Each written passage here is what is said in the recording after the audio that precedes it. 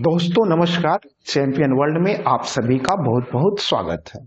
आज हम लोग मैथमेटिक्स के वेरी वेरी इंपॉर्टेंट क्वेश्चन की श्रृंखला की चौथी वीडियो में उपस्थित हैं और आज भी हम लोग कुछ नए क्वेश्चन सीखने का प्रयास करेंगे। बट उससे पहले मैं बताना चाहूंगा कि आपको चाहिए कि आप नियमित रूप से सभी वीडियो का प्रैक्टिस करें और इससे रिलेटेड क्वेश्चंस जो आपके पास उपलब्ध हो, चाहे वो किसी भी बुक से हो, किसी भी मैगजीन से हो, उसे बनाने का प्रयास करें। और इस तरीके से अगर आप प्रयास करेंगे तो आपका मैथमेटिक्स बिल्कुल परफेक्ट हो जाएगा और आपकी स्पीड और एक्यूरेसी दोनों बढ़ने लगेगी और आप सफलता के करीब पहुंचने लगेंगे। तो चलिए स्टार्ट करते हैं हम लोग आज का क्लास। और आज के क्लास के भी सारे क्वेश्चन लगभग जो होंगे परसेंटेज चैप्टर से ही रिलेटेड होंगे और आज भी सारे के सारे क्वेश्चंस इंपॉर्टेंट होंगे। ठीक है, क्योंकि ये श्रृंखला ही इंपॉर्टेंट क्वेश्चंस की है। ठीक है ना, जनरल क्वेश्चंस को इस श्रृंखला में नहीं रखा गया है। तो चलिए हम लोग देखते हैं आज का क्वेश्चन क्या कहता है। आज आपके लिए सबसे पहला क्वेश्चन टाइप 16 से और क्वेश्चन नंबर जो है वो है 31। देखिए बिल्कुल आराम से। गंगा नदी के किनारे पर स्थित एक गांव की वर्तमान में कुल जनसंख्या 2000 है। 2000 है होना चाहिए, यहाँ पर थी लिखा गया। ठीक है, 2000 है। 2 वर्ष बाद इस गांव की जनसंख्या बढ़कर 2205 हो जाती है। इस प्रकार इस गांव की जनसंख्या में कुल कितने प्रतिशत वार्षिक दर से नियमित रूप से वृद्धि हो रही है? कितने प्रतिशत वार्षिक दर से, मतलब कि हमें दर निकालना। ये क्वेश्चन बिल्कुल सिंपल सा और बहुत ही आसान है और आप सभी लोग इस क्वेश्चन को बनाते होंगे। ठीक है ना, बट तरीका कौन सा है ये तो मुझे मालूम नहीं है। अगर आप भी बढ़िया वाला तरीका यूज करते हैं तब तो कोई टेंशन ही नहीं है, और अगर आप नहीं करते हैं तो बढ़िया वाला तरीका मैं अभी बता देता हूं और आज से आप यूज करना शुरू कर दीजिए। चलिए यहाँ पर जो है सबसे पहले हमको ले लेना है दोनों जनसंख्या, एक मूल जनसंख्या एक बढ़ा हुआ जनसंख्या। तो ये पहले वाला जनसंख्या जो है यही मूल जनसंख्या होती है और पहले वाला जनसंख्या यहाँ पर दिया हुआ है ये है 2000 और ये बढ़ने के बाद 500 2205 हो जाती है। तो बाद वाली जो जनसंख्या है वो है 2205। बिल्कुल आराम से। ठीक है, अब क्या करना है कि सबसे पहले इसको काट कर छोटा कर लीजिए। काटेंगे तो ये 5 का 20 हो जाएगा और ये डबल जीरो और आ जाएगा और ये हो जाएगा 5 का 20, 5 का 20 और ये 5 1 5। क्लियर है? बस इतना निकल गया। अब हमें देखना है कि यहाँ पर दर हमको मालूम नहीं है। ठीक है, बट टाइम हमको मालूम है, ये 2 वर्ष। ठीक है, तो हमें ये पता करना है कि ये जो 400 है किस संख्या का पावर 2 है। तो हम लोग देखेंगे तो पता चलेगा कि ये 20 का पावर 2 है। क्लियर? और फिर उसी तरीके से पता कीजिए कि ये 441 जो है किसका पावर 2 है, तो ये जो है 21 का पावर 2 है। क्लियर है? अब हमको पता हो गया कि ये मूल जनसंख्या 20 रहेगी और बढ़ी हुई जनसंख्या 21 रहेगी, यानी कि प्रति वर्ष जनसंख्या जो है 20 से बढ़कर 21 होती है। क्या होती है?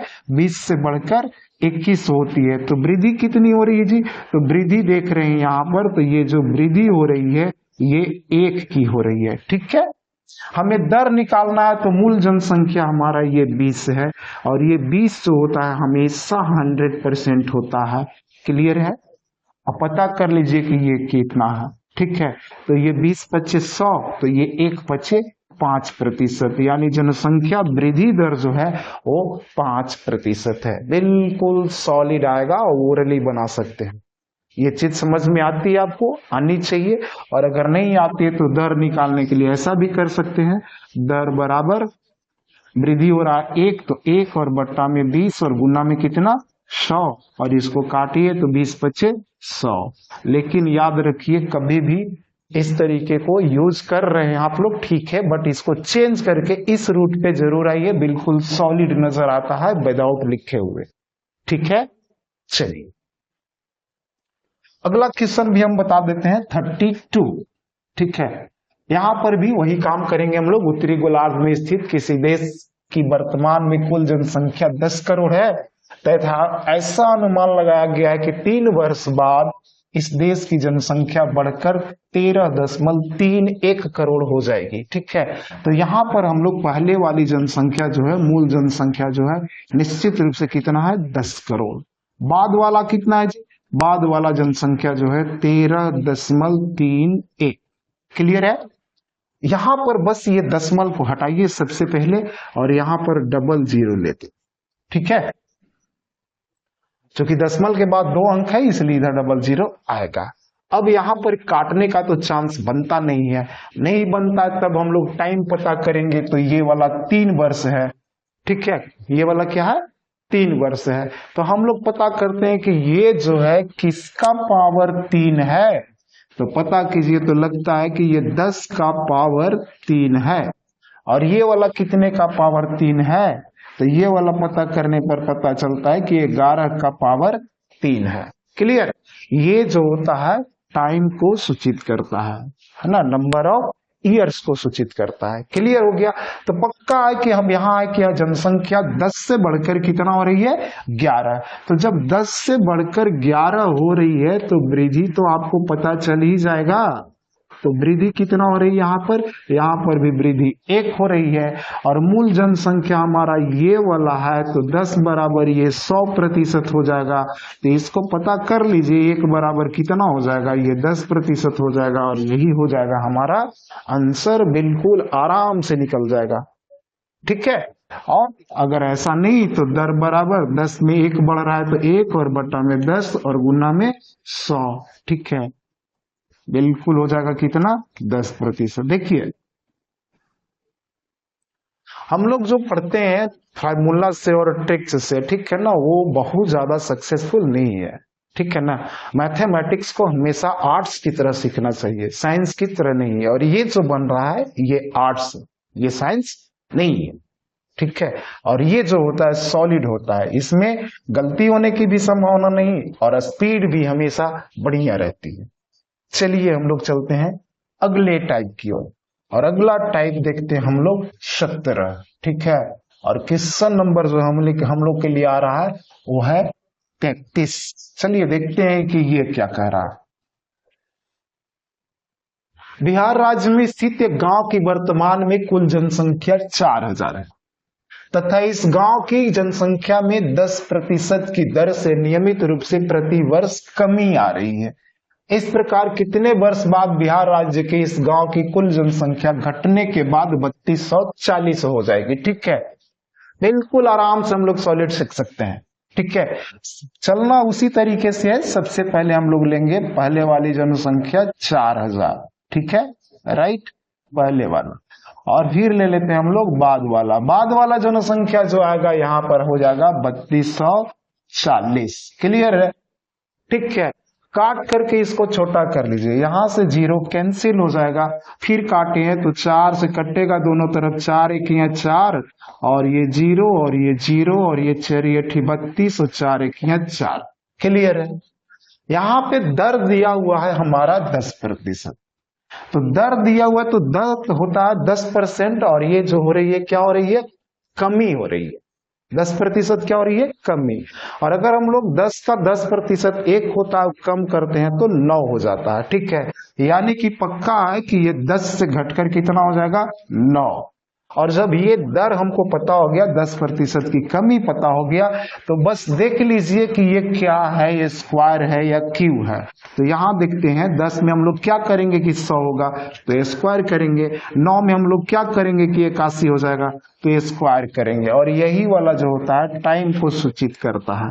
तो यहाँ पर समय बराबर बिल्कुल आराम से हम लोगों को ले लेना है कितना, 2 वर्ष, बाकी कहानी खत्म, बाकी कुछ नहीं करना इसमें। क्लियर है, बड़े आराम से निकलेगा, कहीं भी टेंशन होने की कोई संभावना नहीं है। चलिए 33 बन गया, 34 भी मैं बनाकर दिखा देता हूं। 2 क्वेश्चन इसलिए बताता हूं ताकि कॉन्सेप्ट आपका बिल्कुल आराम से क्लियर हो। यहां पर देखेंगे तो पहले वाला जो जनसंख्या दिया हुआ है ये है 10,000 और यहाँ पर बढ़ने के बाद, पिछला में कमी हो रहा था, इसमें वृद्धि हो रहा है और बढ़ने के बाद 13,310 हो जाता है। और बाद वाला को लेंगे हम लोग ठीक है। तो पहले जो है से 10,000 बिल्कुल आराम से लेंगे, और बाद वाला जो है 13,310 है। सबसे पहला काम हमारा काटकर छोटा करना, अब इससे ज्यादा छोटा नहीं होगा। 10% की दर से यहाँ वृद्धि हो रही है, तो यहाँ पर 10% से वृद्धि का मतलब 10 में 10 का 10% यानी एक वृद्धि हो रही है, तो 10 से बढ़कर ये कितना हो जाएगा 11। अब बता दें कि 10 में हम लोग क्या करें कि 1,000 हो जाता है, तो ये पावर जो है से हम लोग यहाँ पे 3 करेंगे, और इसमें भी पावर क्या करना पड़ेगा 3 करना पड़ेगा। और ये जो होता है समय का सूचक होता है, नंबर ऑफ ईयर्स बताता है, और हम लोगों से ये समय ही पूछ रहा है, तब तो फिर टेंशन ही नहीं है, बिल्कुल आराम से हम लोग लिख देंगे समय बराबर कितना 3 वर्ष। ठीक है, सॉलिड तरीका, बिल्कुल आराम से। अगर इस तरीके को आप लोग नहीं जानते हैं तो, और अगर आज आपने सीखा तो आज से इसी तरीका को यूज करना सीख लीजिए। सबसे बेहतरीन तरीका है इस टाइप को क्वेश्चन को सोल्व करने के लिए। ओके, चलिए आगे बढ़ते हैं हम लोग। ये वाला टाइप भी फिनिश हुआ। अब आगे वाला टाइप जो आ रहा है वो है टाइप 18। ठीक है, और इसको भी हम लोग बिल्कुल आराम से देखेंगे, और क्वेश्चन नंबर जो आ रहा है वो है हमारा 35। एक व्यक्ति ने 8100 रुपये में एक बछड़ा खरीदा, और साथ ही साथ जो है 12,100 रुपये की लागत से एक गाय खरीदा। यदि इस बछड़े के मूल्य में 10% की वार्षिक की दर से वृद्धि हो रही हो, जबकि गाय के मूल्य में 10% वार्षिक दर से कमी हो रही हो, तो कितने समय बाद इन दोनों का मूल्य बराबर हो जाएगा। ये क्वेश्चन बड़ा ही बढ़िया है। ठीक है, इसको बनाने के 2 तरीके बताऊंगा। ठीक है ना, दोनों तरीके, पहला तरीका में अगर समझ जाएंगे तो दूसरा तरीका तो ही उसी पे बेस्ड होगा, बट दूसरे वाला तरीका में स्पीड थोड़ा सा ज्यादा रहेगा। ठीक है ना, तो दोनों तरीके बता देता हूं। ठीक है, यहां पर देखते हैं हम लोग, तो गाय का मूल्य है, बछड़ा का मूल्य 8100। तो सबसे पहले हम लोग बछड़ा का ले लेते हैं, तो बछड़ा ले लेंगे तो ये जो है हो रहा है, इसका मूल्य 8100 है। ठीक है, और इधर गाय को ले लेते हैं तो इसका मूल्य जो है वो 12,100 है। कितना है 12,100। क्लियर है।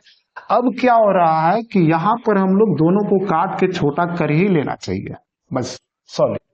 अब हो रहा है कि ये बछड़ा का मूल्य जो है वो 10% की दर से वृद्धि हो रहा है, तो इसको हम लोग 10% की दर से वृद्धि करेंगे तो ये हो जाएगा 11/10।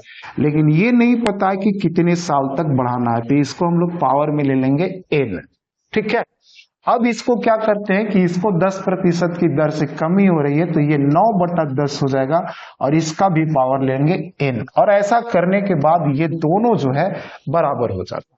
बिल्कुल, अब कुछ नहीं करना, ये जो है सिर्फ पावर वाला यहां पर देखते हैं तो ये भी कट जाएगा 10-10। ठीक है ना, अब हम लोग जो है से इसको लेफ्ट राइट कर देते हैं थोड़ा सा। ठीक है, तो हम लोग कर देते हैं, इसको इधर ले आते हैं, तो ये हो जाएगा 81 और बट्टा में ये 121, और बराबर ये वाला चल जाएगा उधर, तो ये हो जाएगा 9 और बट्टा में 10। ये पावर दोनों का है, तो हम लोग दोनों का पावर डायरेक्ट एक ही बार लिख सकते हैं n। अब हमें सिर्फ ये चेक कर लेना है कि ये वाला जो है 9/10 का पावर कितना है। सॉरी, 11 है ना, 10 नहीं 11 है।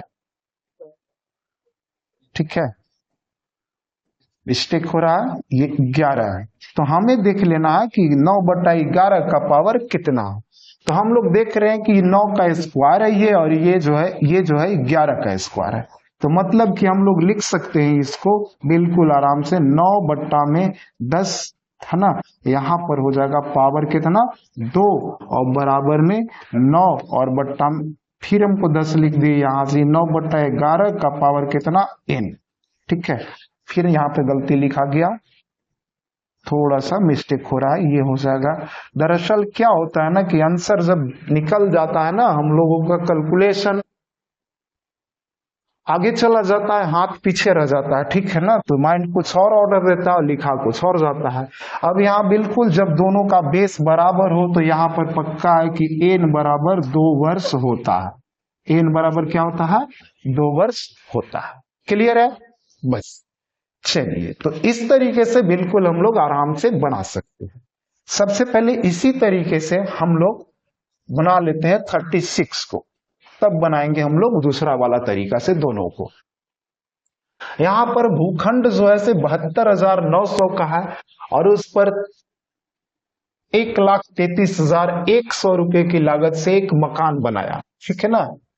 भूखंड के मूल्य में 10% की वार्षिक दर से वृद्धि हो रही है, जबकि मकान के मूल्य में 10% की वार्षिक दर से कमी हो रही है, ठीक है। तो बिल्कुल उसी तरीके से लेंगे, यहां पर हम लोग भूखंड लेंगे और भूखंड जो है पक्का है कि 72,900 का है और इसमें वृद्धि हो रही है कितना जी, ये 10% की दर से ही वृद्धि हो रही है, ठीक है। तो गुना में हम लोग कर लेंगे, 10% बढ़ाने का मतलब 11/10 से गुना करना, और ये टाइम नहीं दिया हुआ है तो यहां पर ले लेंगे n, और ये बराबर हो जाता है कितना, 13,31,00, और उसमें कमी हो रही 10% की दर से, तो ये 9/10 और यहाँ पर पावर ले लेंगे n। काट कर छोटा कर लीजिए, ये कट जाएगा, ये कट जाएगा, ये कट जाएगा और ये भी कट जाएगा। इसको उठाकर इधर लाएंगे तो 729 बट्टा में 1331 हो जाएगा और बराबर में हो जाएगा, ये उधर चला जाएगा तो ये 9 और बट्टा में 11 का पावर में हो जाएगा n। अब बस ये चेक कर लेना है कि ये किसका पावर है, 9 में कितना पावर आएगा और 11 में कितना पावर आएगा, तो 1331 होगा। अब इसको आराम से बिल्कुल ले सकते हैं, ये 9 का पावर 3 करेंगे तब जाके 729 होता है ना। तो हम लोग यहाँ पर लिखेंगे 9 और ये 11 का है तो यहाँ पर लिखेंगे 11 और पावर में लिख देंगे 3 और यहाँ 3, यहाँ पर पावर कितना हो जाएगा 3 और बराबर में हो जाएगा 9 बट्टा में 11 का पावर में क्या n। बेस बराबर हो तो पक्का है कि हम लोग n बराबर कितना ले लेंगे 3 वर्ष, बिल्कुल सॉलिड तरीका से निकलेगा। क्लियर है। अब दूसरा वाला तरीका जो हम बता रहे हैं वो भी कुछ विशेष नहीं है, बिल्कुल सिंपल सी बात ये है, ठीक है ना, कि दोनों को बराबर करना है। तो हम लोग क्या करेंगे कि सबसे पहले 35 वाला को समझते हैं, ठीक है। और 35 वाला को समझते हैं तो यहां पर दिया हुआ है 8100 और उसका दिया हुआ है 12,100, ठीक है। यहां पर 10% की दर से एक वृद्धि हो रही है, कमी हो रही है। तो सबसे पहले हम लोगों को 10 ले लेना है, ठीक है ना, क्योंकि 10% में कमी करेंगे और एक को वृद्धि करेंगे। अब ध्यान रखना है यहाँ पर कि एक चीज ध्यान रखना है कि जिसमें वृद्धि हो रही है उसमें उस तरफ कमी कर लेंगे 9, और जिसमें कमी हो रही है उस तरफ वृद्धि कर लेंगे, मतलब 11, ठीक है। अब कुछ नहीं करना है, अब आपको देख लेना है कि ये 00 और ये 00 कैंसिल हो जाएगा। अब यहीं पर पता कर लीजिए 9 का पावर कितना है, तो 9 का पावर कितना है जी 2, और ये 11 का पावर कितना है 2, और यही 2 वर्ष समय हो गया। ये सॉलिड तरीका है, थोड़ा सा ध्यान में रखना है कि ये क्या होता है कि दोनों में गुना रहता है पहले और बाद में ये उलट जाता है, दाएं वाला बाएं और बाएं वाला दाएं हो जाता है। तो इसीलिए ये रेट जो है 10% की दर से इधर हो रहा था क्या, ये वृद्धि वाला है, तो वृद्धि वाला को कमी कर देंगे और कमी वाला को वृद्धि कर देंगे, बस ये ध्यान रखना है। और ये तरीका भी सॉलिड है, थोड़ा सा प्रैक्टिस कीजिएगा तो बिल्कुल आराम से नजर आएगा, ठीक है। 36 वाला को भी हम लोग इसी तरीके से बना सकते हैं बिल्कुल आराम से। 36 वाला में 72,900 यहां ले लीजिए, यहां पर 1,33,100 ले लेंगे, इसको काट के छोटा कर लेंगे।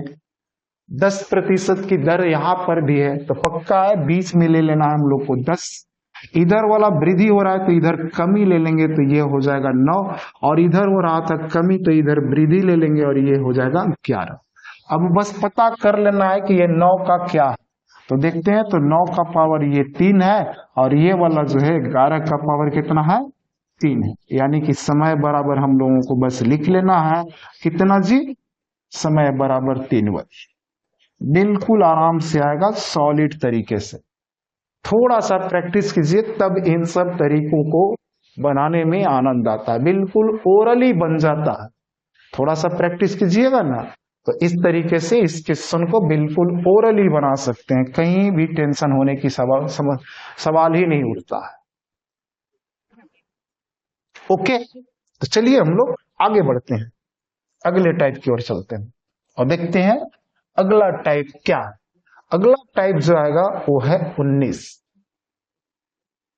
चलिए देखते हैं क्या। 37। एक नगर की कुल जनसंख्या 6,90,000, ठीक है, तथा इनमें पुरुषों तथा स्त्रियों की जनसंख्या का अनुपात 43:47 है। पुरुषों की कुल जनसंख्या में 88% साक्षर है तथा स्त्रियों की कुल जनसंख्या का 20% निरक्षर है।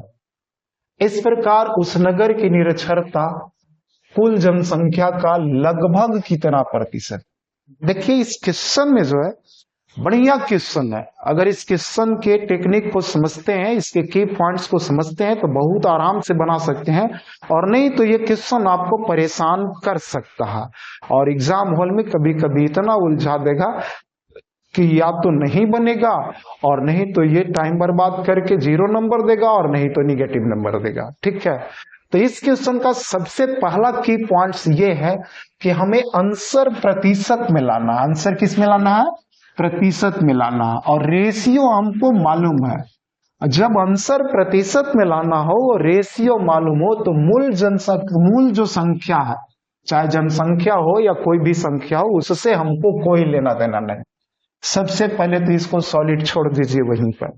और अगर आपने इसको 43 और 47 में बांटना शुरू कर दिया तो समझिए कि ये क्वेश्चन आपको बहुत नुकसान पहुंचाएगा। पहले तो टाइम खाएगा, बनेगा भी नहीं, बनेगा भी तो बहुत ज्यादा टाइम खा जाएगा, ठीक है ना, और दूसरे क्वेश्चन छोड़वा देगा। नंबर 1।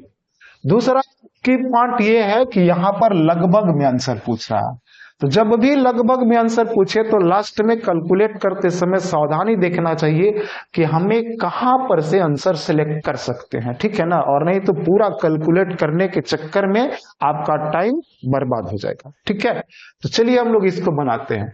तो यहां पर सिंपल सी बात है, यहां पर हम लोग जो है ले लेंगे सबसे पहले मैन और ये ओ मैन।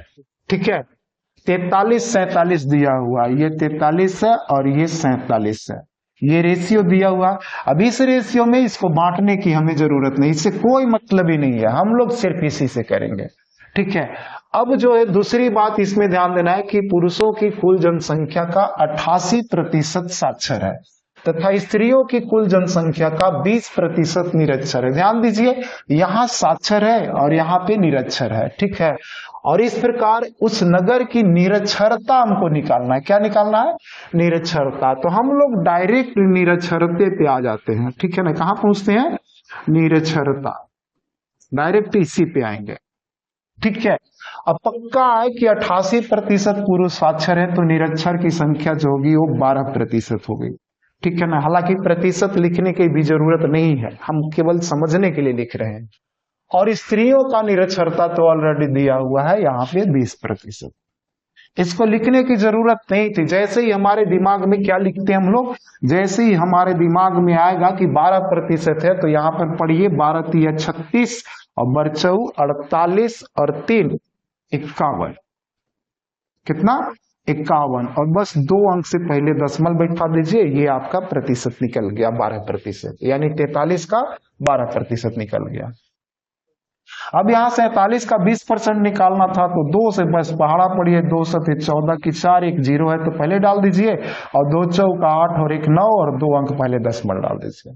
क्लियर है? अब यहाँ पर हम लोग कुल निरक्षर की बात करेंगे तो कुल जोड़ लीजिए, दोनों को जोड़ोगे तो 6 और 0 जो हो जाएगा 6 होगा, और ये 4 और 1 5 हो जाएगा। ठीक है, और 9 और 5 14 हो जाएगा, यानी कि 14.56%। ये संख्या आया। प्रतिशत निकालना है तो प्रतिशत के लिए हमें अलग लिखने की जरूरत नहीं है, यहीं पर मारेंगे बट्टा, लेकिन हम लोग यहाँ पर अलग लिख लेते हैं। एग्जाम हॉल में करना चाहिए कि इसी पे बट्टा चढ़ाना चाहिए। ठीक है ना, अलग से ये लिखने की जरूरत नहीं है। ठीक है, और बट्टा में टोटल संख्या कितना हो जाएगा जी? 7 3 10 के 0, हाथ में 1, 4 4 8 1 9। क्लियर हो गया? अब ये जो है दशमलव हटाएंगे तो यहाँ पर 00 बैठा दीजिए, ठीक है। अब सीधा सीधा 9 से भाग दीजिए, 9 एकियां 9, बच गया 5, 55, 9 छक 54। इतना पर आंसर में देखिए कहाँ पे 16 है। ठीक है, लगभग में पूछ रहा था 16 एक में ही है, तो यहाँ पर आंसर दे लेंगे। अगर 16 दो में रहता तो थोड़ा सा एक अंक और बढ़ाते, लेकिन हमको यहाँ पर बस एक में ही है, तो 16 10 वाला ही आंसर मारेंगे, चाहे कुछ भी हो। ठीक है, तो इस तरीके से इस क्वेश्चन को बनाना चाहिए। चलिए एक क्वेश्चन मैं और बनाकर दिखा देता हूं। 38, एक नगर की कुल जनसंख्या 7,30,000 है। इसमें पुरुषों तथा स्त्रियों की जनसंख्या 33:40 है। ठीक है, पुरुषों की कुल जनसंख्या का 90% साक्षर है तथा स्त्रियों की कुल जनसंख्या का 20% निरक्षर है। तो यहां भी हमको निरक्षरता निकालना है। तो बिल्कुल सिंपल सा एकदम एग्जाम हॉल में बनाने के लिए 33 इधर लिखिए, 40 इधर लिखिए। ठीक है, और यहाँ पर देखिए पक्का है कि 90% साक्षर है, तो 10% क्या होगा, निरक्षर होगा। और 33 का 10% जो होता है 3.3 होता है। और इसका जो है 40 का 20%, 40 दूना का कितना हो जाएगा, 40 दूना का 80 ना, तो 80 यानी कि ये हो जाएगा कितना, 8 हो जाएगा। अब टोटल जो हो गया बराबर 8 3, 8 और 3 11 हो जाएगा ना टोटल। टोटल ले लीजिए सीधा सीधा, 8 3 11 और बट्टा में टोटल चढ़ाइए कितना होगा जी, 40 और 30 70 और 3 73 और गुना में कितना 100। ठीक है, अब इसको देखिए ये 1100 है। ठीक है, बराबर हो गया 1100 और बट्टा में हो गया ये 73। ठीक है, अब इसको देखिए आप भाग दीजिएगा तो पता चलेगा, इसको 7 से हम लोग, ये 70 है मान के चलिए, तो एक 0 कट जाएगा, बचेगा कितना, ये बचेगा कितना, अनुमान लगाना चाहिए यहाँ पर 73 का पहाड़ा आपको भी नहीं आता है और हमको भी नहीं आता है। ठीक है ना, और ऐसे सामान्य विधि से भाग दीजिएगा तो पक्का है कि टाइम ज्यादा लगेगा, तो इसलिए इसको 70 मान लेना चाहिए। यानी कि 1100 और बटा में कितना 70, एक 0 कैंसिल कर दीजिए और इसको 7 से भाग दीजिए, तो 7 1 या 7 और ये 40 हो जाएगा, 7 बचे 35, 15 से ज्यादा हो रहा है। और चूंकि यहाँ पर ढेर सारा रखा है, हम लोग 3 घटाए हैं, इसलिए 15.5 बिल्कुल नहीं होना चाहिए। इसका आंसर 16-20 होना चाहिए, इसका भी। ठीक है, इसका भी आंसर 16-20 होना चाहिए। ऐसे आप चेक करके देख लीजिए, ठीक है ना, बिल्कुल आराम से। ठीक है, चलिए तब हम लोग आगे बढ़ते हैं और अगले टाइप में देखते हैं हमारे लिए क्या है। अगला टाइप जो आएगा वो होगा 20। ठीक है, और क्वेश्चन नंबर जो है वो है 39। चलिए देखते हैं ये क्वेश्चन क्या कहता है। एक परीक्षा में उत्तीर्ण होने के लिए न्यूनतम 50% अंक चाहिए। ए ने उत्तीर्णांक से 20% कम अंक प्राप्त किया, 20% कम अंक प्राप्त किया, और बी ने ए से 25% अधिक अंक प्राप्त किया, तथा सी ने ए तथा बी के कुल अंकों से 50% कम अंक प्राप्त किया। इस प्रकार इस परीक्षा में सी ने कुल कितने प्रतिशत अंक प्राप्त किए। बिल्कुल सिंपल सा क्वेश्चन है, बस इस क्वेश्चन में आपको परसेंटेज का ज्ञान अगर है तो बिल्कुल आराम से बना सकते हैं, और कैलकुलेशन का सही तरीका अगर आप अपनाते हैं तो बिल्कुल आराम से और बहुत कम समय में बनेगा। और इस क्वेश्चन में खेल सिर्फ टाइम का है, बनाने के लिए सभी स्टूडेंट बना देंगे, लेकिन अगर आप टाइम बचा लेते हैं इसमें तो दूसरे क्वेश्चन में आपको हेल्प मिलेगी और दूसरा क्वेश्चन भी बनेगा। और अगर इसमें टाइम आप ज्यादा गंवाते हैं तो ये जो है से आपको दूसरे क्वेश्चन में नुकसान पहुंचेगा। ठीक है, इस क्वेश्चन में सबको 1 नंबर मिल जाना चाहिए जो पढ़ने वाले स्टूडेंट हैं। ठीक है ना, देखिए यहां पर इसको बनाने का तरीका मैं बता रहा हूं। यहां पर पहले तो है कि 50% अंक चाहिए। सबसे पहले आप ले लीजिए फुल मार्क्स। अब फुल मार्क्स को ले लेते हैं 100, ये सब लिखने की जरूरत नहीं है। इसके बाद पास मार्क ले लीजिए, और पास मार्क 50% है तो 50 चाहिए। ठीक है, क्लियर है। अब ए को यहां पर मिलता है कितना राजी, ए ने उत्तीर्णांक से 20% कम, तो पास मार्क ये है, और ए को इससे 20% कम मिलता है। अब 20% कम का मतलब दिमाग में सीधा सीधा आना चाहिए, 20% मतलब 1/5 होता है, और 1/5 कम होने का मतलब 5 की जगह 4 मिलना, तो 5 की जगह कितना मिलना 4, तो ये 5 बराबर अगर 50 है तो ये 4 बराबर पक्का है कि 40 होना चाहिए। ये सब लिखने की जरूरत नहीं पड़ना चाहिए, डायरेक्ट सॉलिड सिर्फ यही लिखाना चाहिए। ठीक है, ये सब कैलकुलेशन आपका इतना फास्ट होना चाहिए। क्लियर है।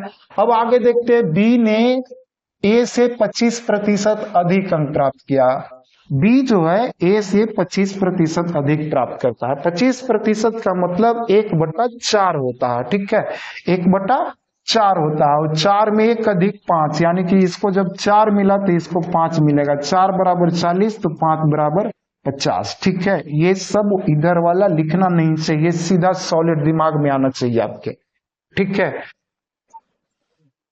अब जो है कह रहा है सी जो है ए तथा बी के कुल अंकों से 50% कम। ठीक है, सी का क्या है जी, ए तथा बी के कुल अंक से 50% कम। 50% कम का मतलब होता है आधा, सीधे सी बात।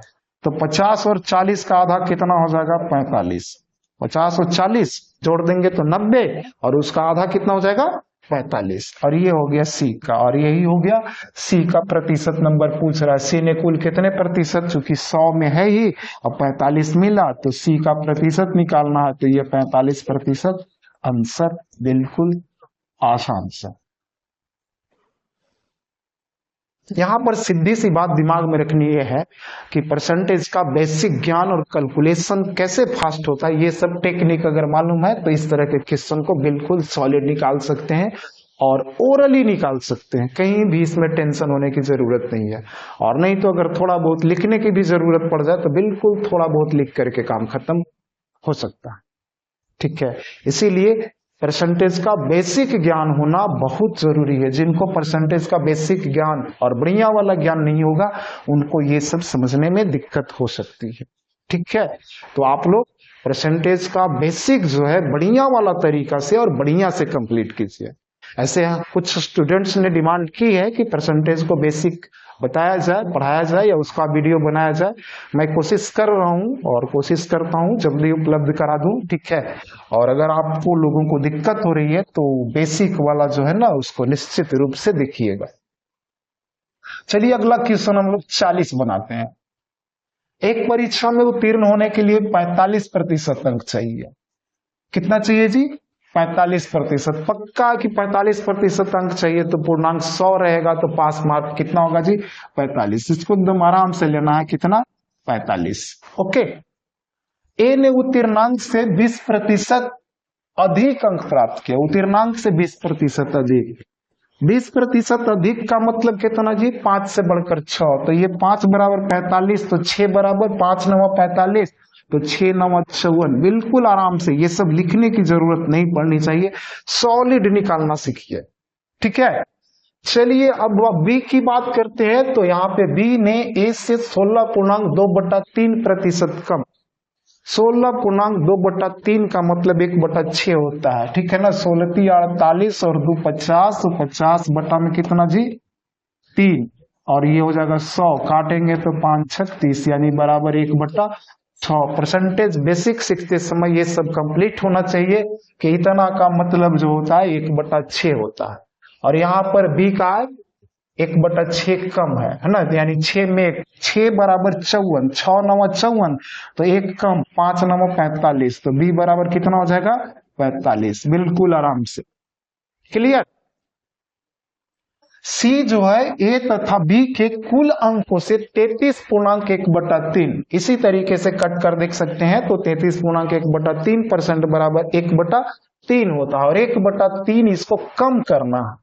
और किससे, इन दोनों से, तो दोनों को जोड़ते हैं तो ये हो जाएगा 5 4 9 5 4 9, यानी कि 99, और 3 की जगह 1 कम करेंगे 2, तो 3 बराबर 99, तो 33 या 99, तो 2 बराबर, तो 33 दूना 66, तो सी का मार्क्स आ जाएगा कितना 66। ये सब ओरली कैलकुलेट कीजिए और बिल्कुल आराम से बनेगा। बट इसके लिए जो है परसेंटेज बढ़िया से कंप्लीट कीजिए। शुरुआत में जब परसेंटेज स्टार्ट होता है तो बहुत सारे बच्चे घबरा जाते हैं कि इसे इतना लंबा क्यों खींचा जाता है। मैं समझता हूं कि यदि परसेंटेज अगर आपने बढ़िया से कंप्लीट कर लिया तो समझ जाइए कि आपका मैथमेटिक्स का सफर आधा पूरा हो जाता है। ठीक है, चलिए आगे बढ़ते हैं हम लोग और आगे देखते हैं कि क्या है इसमें। ठीक है, आगे तो यहाँ पे वीडियो एंड हो रहा है, ठीक है ना, दिस वीडियो एंड्स हियर। तो हम समझते हैं कि आज का क्लास भी यहीं पे समाप्त होता है। कैसा लग रहा है ये हमें सूचित करते हैं, हर वीडियो को देखें और हमें बताएं, साथ ही साथ हमें ये भी बताएं कि इसमें क्या समस्याएं हो रही है, क्या दिक्कत हो रही है और हम इसमें क्या संशोधन कर सकते हैं। ठीक है ना, और अगर ये आप सुझाव देते हैं तो मैं भरपूर कोशिश करूंगा कि आपकी सुझावों को अप्लाई करूं। ठीक है, और आप लोगों को जैसा अच्छा लगेगा उस तरीके से मैं इसे कन्वर्ट करने की कोशिश करूं। तो आज के लिए इतना ही, फिर मिलेंगे हम लोग अगले वीडियो में। तब तक के लिए जय हिंद,